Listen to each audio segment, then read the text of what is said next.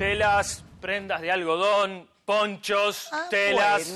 Bueno, otra vez el inglés. Ya me voy enterando cómo llegaron, usted y los suyos al Río de la Plata. Vaya nomás. Quisiera saber si entrega factura por lo que vende. Mientras tanto, quiero saber quiénes dominaban el intercambio comercial entre Buenos Aires y el resto del territorio y cómo se reflejaban en América las relaciones entre Inglaterra y España.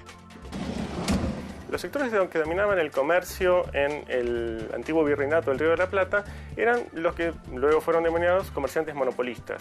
Es decir, en general eran personajes que habían nacido en la península ibérica y muchos de ellos habían llegado al Río de la Plata en el último cuarto del siglo XVIII, a partir de 1770 aproximadamente. Es decir, coincide un poco con la formación del virreinato, porque también en esa época se abren los puertos, entre ellos el puerto de Buenos Aires, al comercio con puertos de otros ciudades americanas o incluso europeas.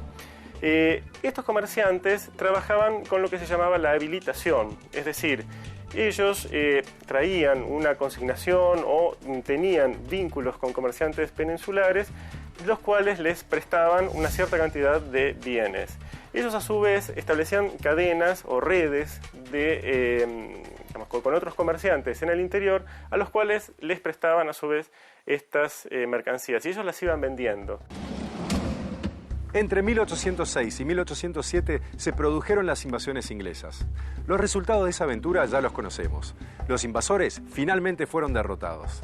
Ay, cómo me hubiera gustado vivir en esa época y darles a los invasores una ducha de aceite hirviendo. Pero la verdad, hoy acá el aceite está carísimo.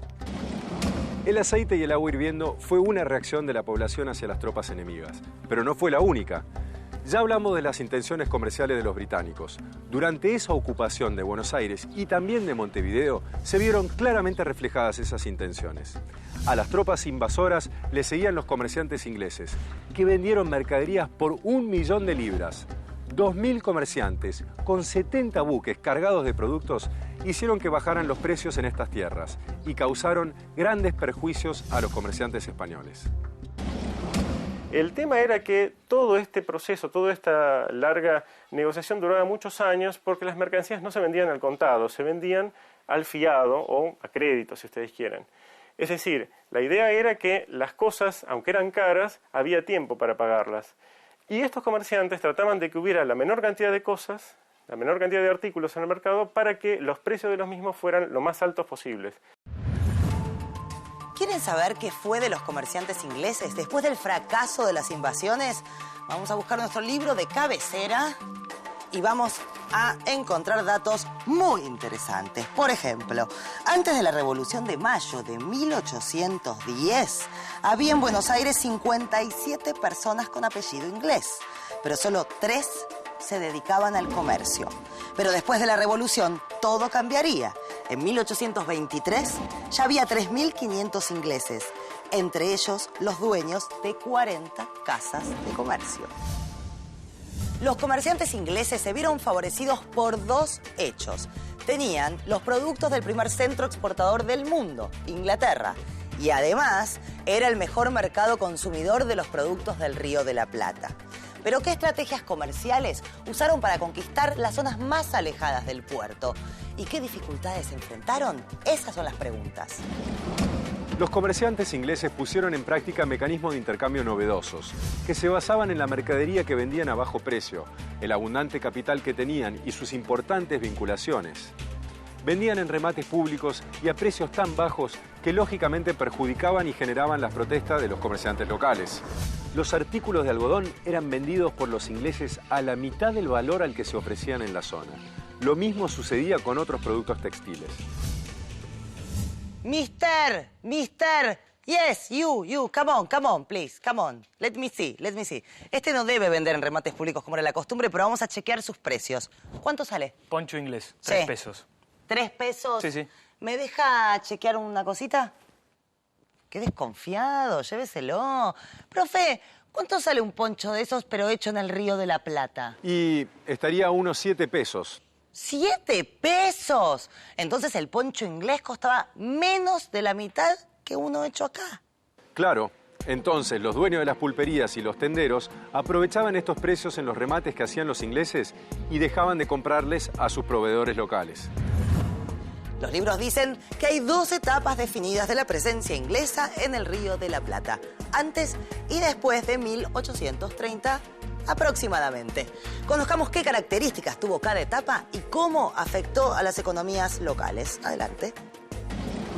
Bueno, si bien los ingleses predominan en el comercio rioplatense durante las primeras décadas del siglo XIX, pronto empezaron a sufrir competencia. Los demás países de Europa ingresan en la revolución industrial, empiezan a producir cada vez mayor cantidad de bienes manufacturados y buscan también mercados.